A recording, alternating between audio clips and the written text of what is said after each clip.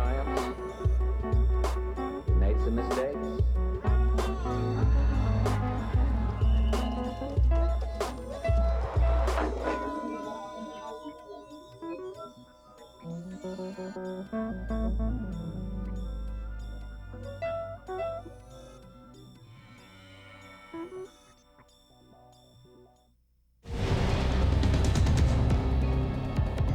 In 1992, rioting broke out in the streets of Los Angeles because a jury that included no blacks acquitted 4 white police officers in the beating of black motorist Rodney King.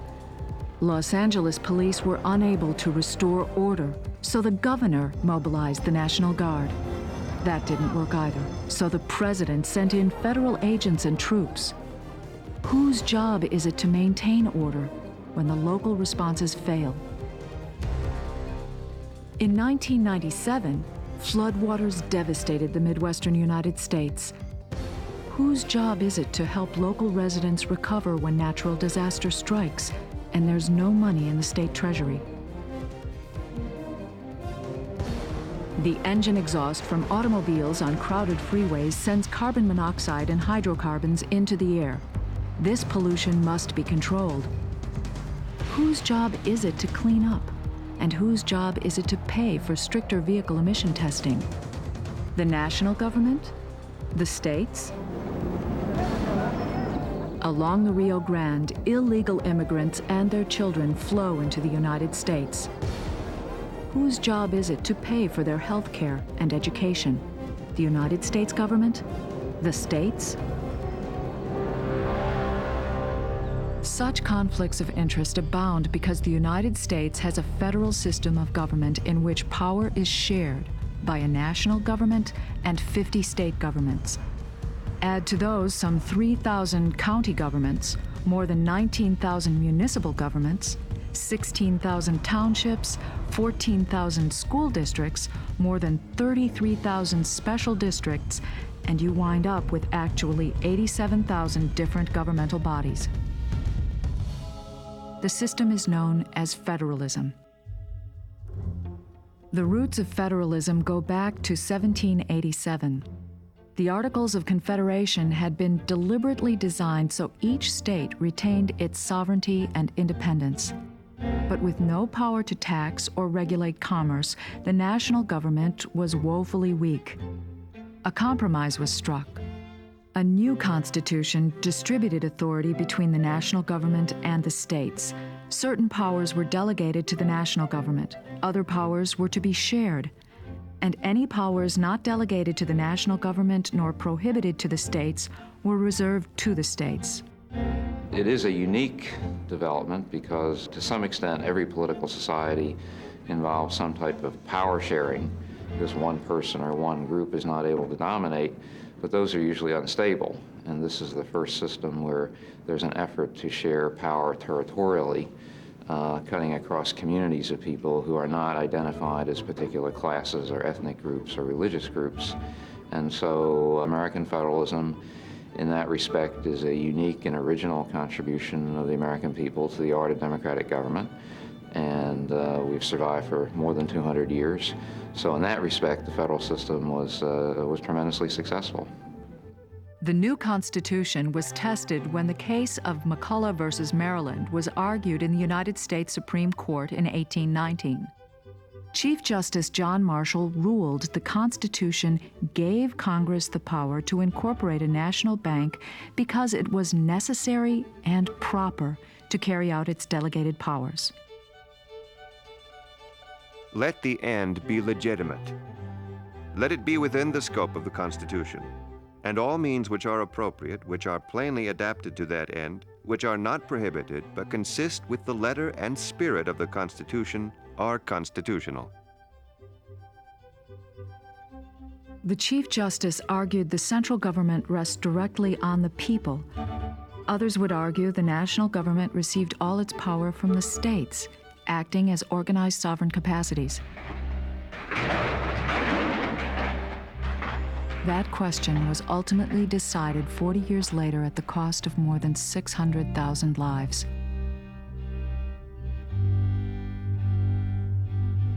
After the Civil War, there was a concern, particularly on the part of the Supreme Court, to draw boundaries between the federal government and the states. So we probably have a pretty good balance of power up until the 1930s, when, with the inauguration of the New Deal, there's a considerable increase of federal power into the economy.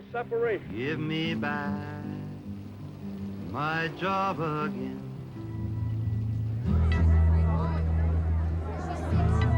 And then beginning in the 1960s, there is a tremendous increase in federal power vis-a-vis the state and local governments.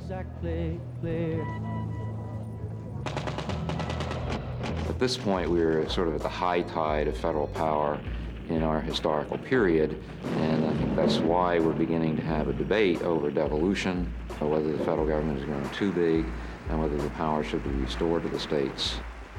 I think the major challenges facing federalism in the United States is if we can maintain a constitutional balance of power between the states and the federal government, and particularly if the federal government, given the growth of federal power in recent years, can begin to refocus on its basic and primary functions laid out in the Constitution.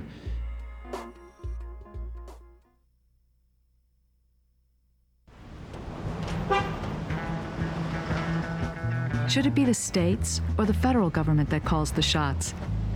It's a battle that's as old as the country, and it's been fought in many arenas: the classroom, the workplace, and even on the highways. Trucking, got my chips cashed in, keep trucking, like the doodah man together, more or less in line, just keep. The interstate highway system is the backbone of ground transportation in the United States. 41,000 miles of four-lane highways connect all of its major cities on the North American continent. Truckers haul food, goods, and retail products to market. Motorists travel for business and for pleasure. But sometimes, pleasure can turn into tragedy. Texas has more than 200,000 miles of roadway, and the Department of Public Safety has a highway patrol and several other uniformed services which patrol those 200,000 plus miles of highway. Primarily, we enforce state speed laws and other state laws. The interstate system is a partnership between the national government and the states. 90% of the money to build and maintain it comes from Washington. The states pick up the remaining 10% of the tab. To qualify for national money, the states must adhere to rules and regulations set by Congress. I think the setting of speed limits should be a state function. It is in all the states.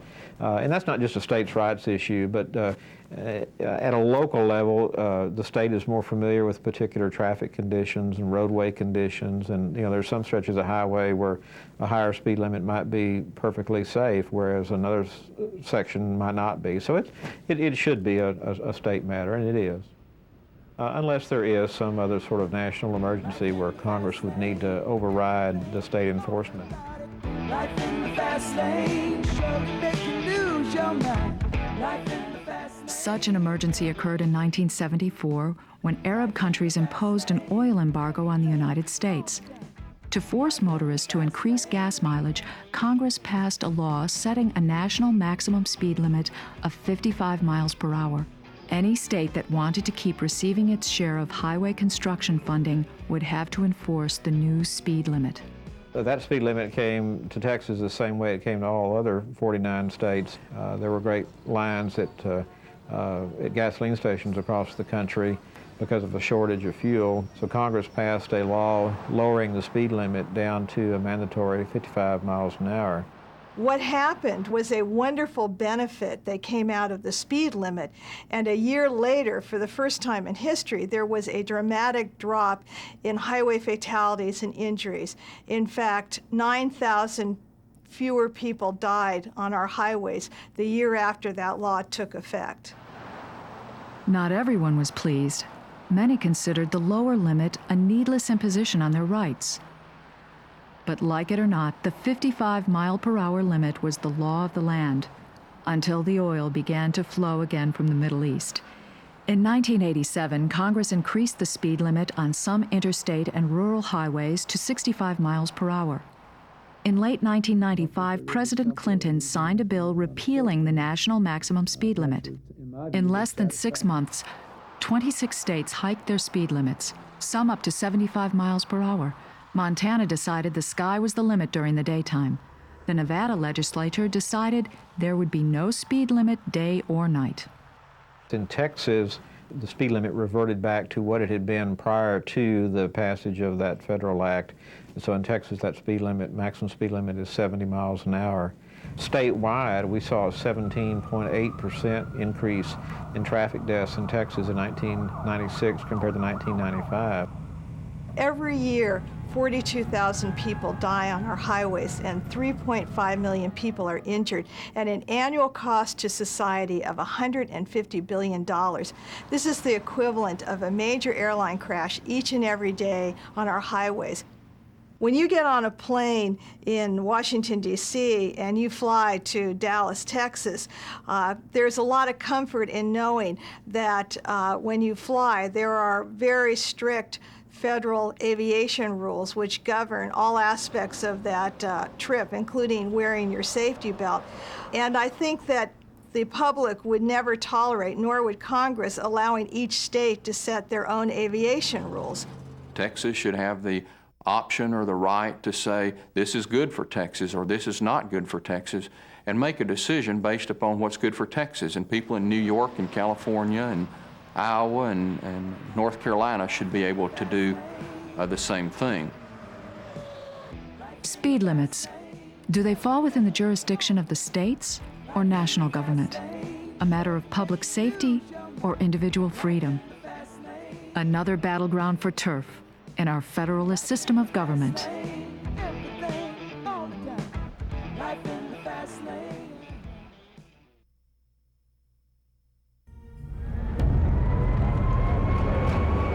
It's hard to be sure about the numbers, but Justice Department officials say this is the deadliest U.S. bombing in 75 years.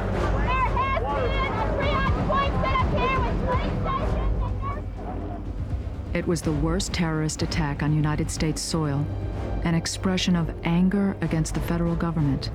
The Alfred P. Murrah Federal Building in downtown Oklahoma City, April 19, 1995. Smoke billowing from an explosion that took 168 lives. I thought we were having either an earthquake, a natural gas explosion, or the building had been hit by an airplane, a meteorite, or possibly a piece of space junk. Fortunately for me, the bomb material that was airborne went over the top of my head or went around me, but everything from the ceiling came in on me and covered me up to about here. The victims were men, women, and children of Oklahoma, but among them were 8 federal law enforcement officers. And that made it a federal crime as well as a state crime. Immediately following the bombing, within 1 hour, the chief of police, Sam Gonzalez, of Oklahoma City Police Department, and myself, I was in charge of the FBI for the state of Oklahoma. We got together with the chief of the fire department, Gary Mars, and Sam says, Bob, this is going to be the FBI's responsibility. We will be here to facilitate any needs that you have, but we understand that it is the federal government's role and that we will provide you whatever resources you need to solve this case. Our crime scene collection inside of this area was done in joint teams that consisted of some of the Oklahoma City police officers, some investigators from the Oklahoma State Bureau of Investigation, plus the federal law enforcement agencies. I don't think we really had any problems with rivalry between the state and local or the federal agencies. 90 minutes after the explosion, an Oklahoma highway patrolman arrested 27-year-old Timothy McVeigh for driving a vehicle without a license plate and carrying a firearm. He was turned over to federal agents when someone noticed he resembled one of the drawings of the bombing suspects. Those were homicides against the law of the state of Oklahoma. They were also homicides because they were the killing of federal officials under the new federal death penalty statute. So you had a violation of state law, a violation of federal law, and because of the resources of the federal government, because it was an attack on a federal building, I think naturally the state officials deferred to the federal government to prosecute first. Oklahoma County District Attorney Bob Macy wasn't satisfied to leave the case to his federal counterparts. The federal government does not have a reputation for carrying out death sentences. It's very seldom the federal government has ever executed anyone. And so most of the people in Oklahoma want the case tried in Oklahoma. We have a death penalty statute here we know is valid. We've executed a number of people utilizing that statute. And so they want it brought back here. I've been their DA for 17 years. They have faith in me that I will try the case properly and not make any mistakes. For 2 weeks, rescue workers working alongside federal, state, and local law enforcement officers combed what was left of the 9-story building. Working night and day, they searched for survivors and evidence to build a case against the perpetrators. All of the evidence that we did collect was turned over to the FBI to be tagged by the FBI and sent to Washington for processing in their lab. One of our officers was instrumental very early on in finding a part to the Ryder truck that contained the number, and was instrumental in getting the truck identified and getting that part of the investigative procedure going. As federal and local law enforcement officers continued the investigation, the state began to prepare its own case. The Oklahoma legislature appropriated $200,000 for the district attorney's office in connection with the bombing. Months passed. McVeigh and former Army buddy Terry Nichols were indicted on 1 count of conspiracy to use a weapon of mass destruction to kill people and destroy federal property, 1 count of using a weapon of mass destruction that caused death and injury, 1 count of malicious destruction of federal property, and 8 counts of murdering federal law enforcement officers.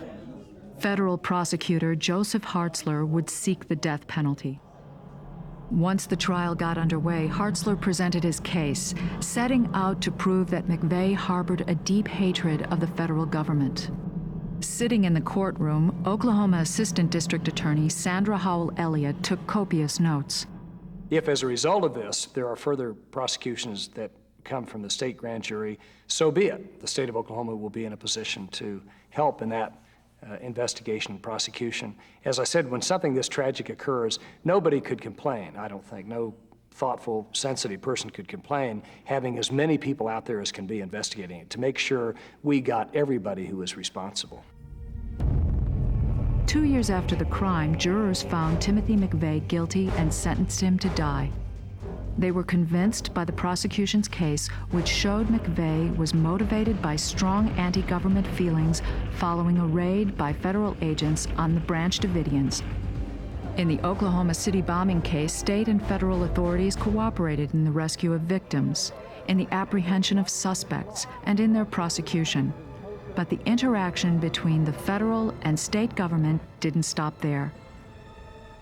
2 years after the bombing, the federal building was gone, but neighboring buildings which suffered collateral damage still stood boarded up. Oklahoma City Mayor Ron Norrick sought financial help from the federal government to rebuild and repair the private property. Right now, we've received a grant from the federal government at $39 million, and we've expended approximately $23 million as of this day. We suspect that, based on our estimates, it will be somewhere around $60 million when it's over with. We have another request in for another $20-some million. But those costs are dollars. Long after the cases are closed, long after the downtown area is rebuilt, the memories will remain. And while tragedy has a way of bringing people and even governments together at times, differences still remain and must be worked out, peacefully, within our system of federalism.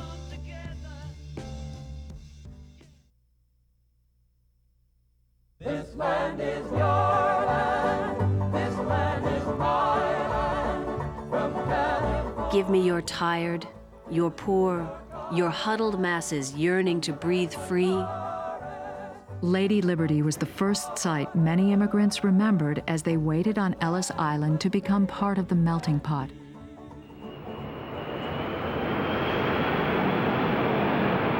Today, immigrants still come in droves. Most arrive here at New York's John F. Kennedy International Airport.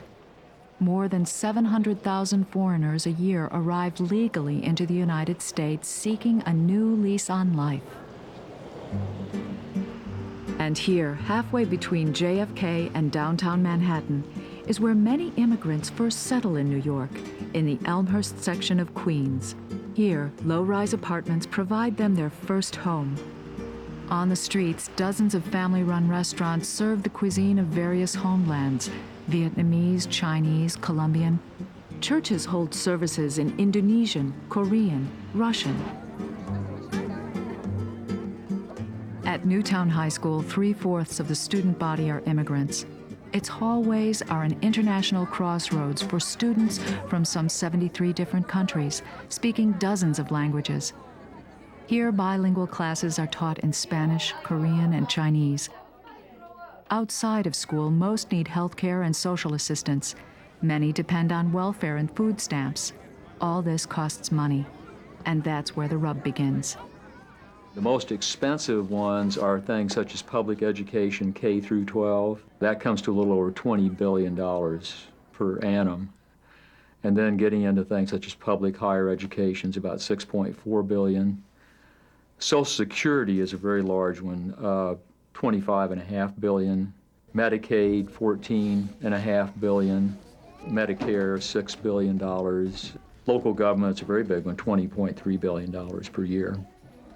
In 1996, it was calculated to be just slightly over $65 billion. Even with the human services costs, some argue that immigrants contribute positively to the national economy. A major recent study by the National Academy of Sciences found that immigrants impose a small, modest surplus, actually, annual surplus of about $7 to $10 billion a year. A lot of the studies make some important errors in the way they approach the problem, in that they don't take into account the indirect benefits of immigration. In other words, immigrants earn $85 billion a year in salaries and income. And there's a substantial amount of consumer spending that results from those comparatively high incomes, and that has economic effects that ripple through the economy that create jobs. Immigrants pay sales tax, gasoline taxes, income tax, and Social Security tax. A portion of the rent pays for property taxes. But there are costs associated as well. Immigrant children need education, health care, and other services. Immigration falls within the purview of the national government, but states and local districts run the public schools. And the states are now given the latitude to administer welfare assistance. So who foots the bill? It's a classic dilemma in federalism. New York's Constitution requires the state to provide for the poor, in a sense, working as an effective federal mandate for the state to support the new costs of immigrants shifted onto its rolls. This city has turned around in many, many respects in all 5 boroughs. Mayor Rudolph Giuliani took the federal government to court. I brought the lawsuit to protect legal immigrants because at the time, the federal government was cutting off all legal immigrants from benefits. They were cutting off legal immigrants who were on SSI, about 70,000 of them in the city of New York. They were cutting off legal immigrants from food stamps. And it was my sense that it deprived them of equal protection. If a legal immigrant pays taxes on the same basis as everyone else, a legal immigrant should be treated the same way for the purpose of benefits. And then there is the problem of those who are in the United States illegally. Many people of all nationalities arrive in the United States on a visa and then overstay their time and remain illegally. There are also those who enter illegally in the first place. Because of the large border with Mexico, this creates a particular issue for certain states. I think it's very important that we realize that some of the border states do have extra problems because we have people that have come into our country and they have babies sometimes, which creates American citizens. So they have certain rights which can never be abridged. But I also think it's important that we keep our sovereign borders so that people will not come into our country illegally and expect to be then able to take from our taxpayers, the hardworking taxpayers of our country. Texas, California, Florida, Arizona, and New Mexico sued the federal government for failing to seal the borders properly and causing them burdens. Congress responded to the problem with a new immigration bill doubling the size of the Border Patrol by adding 700 new agents in 1996, plus 1,000 more annually until the year 2000. Despite that effort, illegal immigrants continue to enter the United States.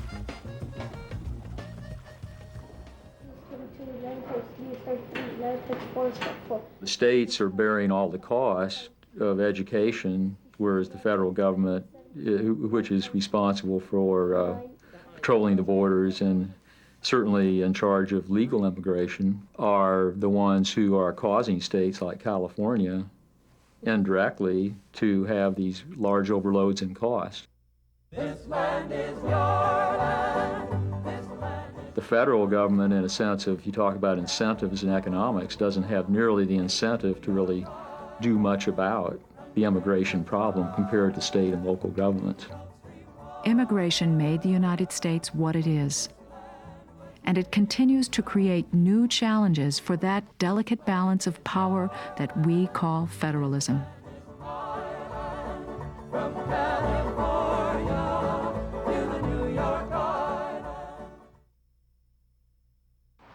Federalism has many facets, whether it's speed limits, law enforcement and rescue in the face of national tragedy, or dealing with immigrants. Political differences can often become a factor. Conflict, cooperation, and complexity mark the often delicate coexistence between the national government in Washington, the states, and local governmental bodies. And the future will bring new challenges.